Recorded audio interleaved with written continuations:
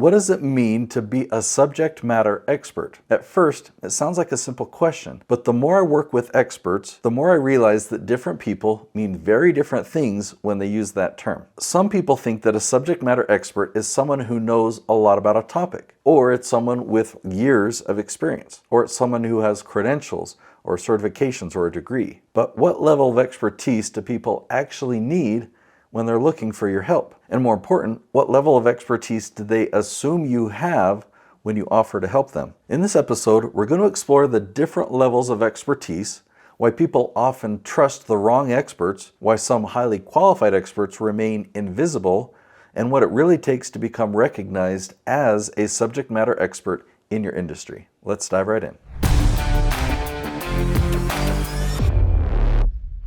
So a subject matter expert means different things to different people.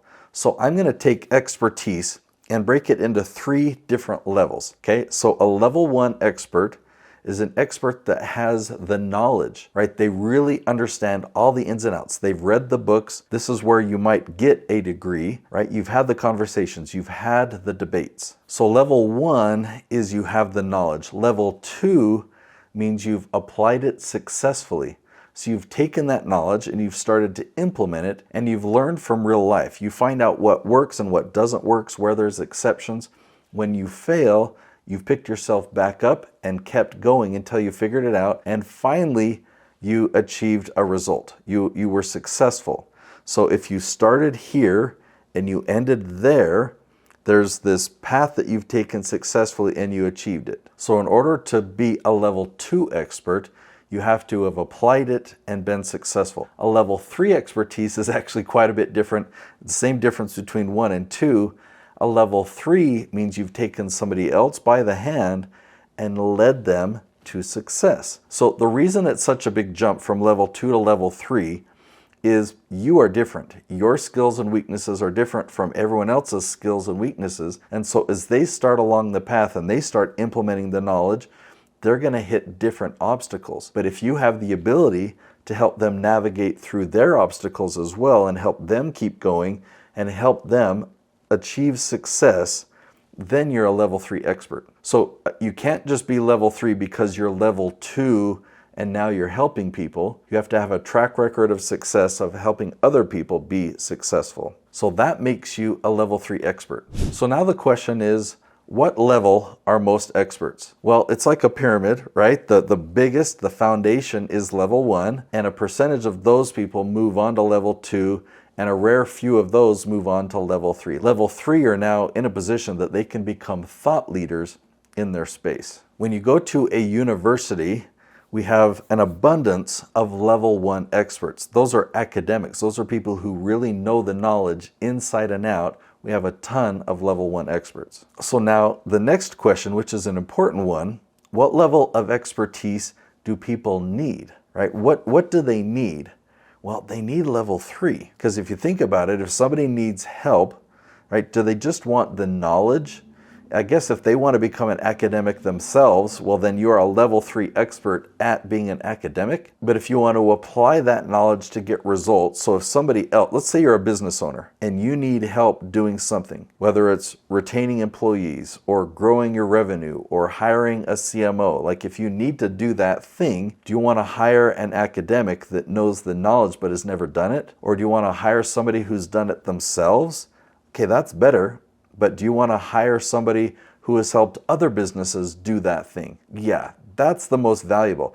Because what you can do is you can say, well, who have you helped? Why are you charging this price point? Is it because you have a track record of success? Show me your case studies or testimonials. Who have you helped go from A to B, right? And if there's a lot of people that have had this transformation, then yeah, of course that person would want to hire you. And of course they'd be willing to pay the premium because they believe you can deliver the result. If you're a level 1 expert, you're just going to be giving them advice. It won't be wisdom, and the price that that's worth is going to be a small amount. You're just giving them education, not helping them transform. And if you're a level 2 expert, you're obviously not going to be soliciting yourself as a consultant or as a thought leader. You've just gone out and succeeded. You've been in the trenches yourself and gotten results. And so maybe somebody else just reaches out to you and says, hey, What did you do?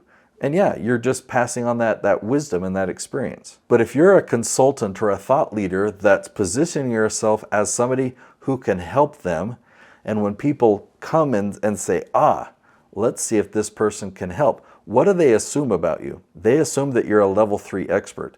They assume that you have taken other people by the hand and led them to results. So think about your program, right? Whatever it is. Think about your system, your program, your business, the services that you offer. Do you just provide training, or do you have people that consistently get to that finish line, whatever that is? So now let's talk about why people might follow the wrong experts. Well, it's not knowing the difference. Okay, so that would be one reason. They don't realize that there's different levels of experts. They think, if you know everything there is to know about it, then you're the person to help me, right? But once you understand the difference and to look for a portfolio of case studies, look for this track record of success in helping others. Another reason that people follow the wrong experts is because those experts themselves promote themselves that way.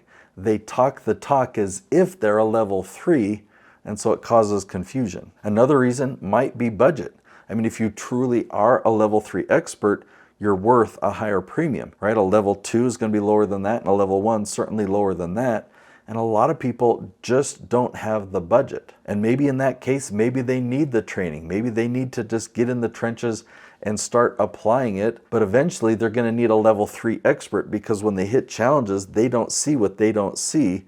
And a level 3 expert can really help them navigate that and see their blind spots. Now, another big reason that people might not succeed, or they might hire the wrong coach, let's look at it from both sides. When we have this outcome that we're focusing on, that is perfect, right? That's the ideal. That's what's going to help you get there.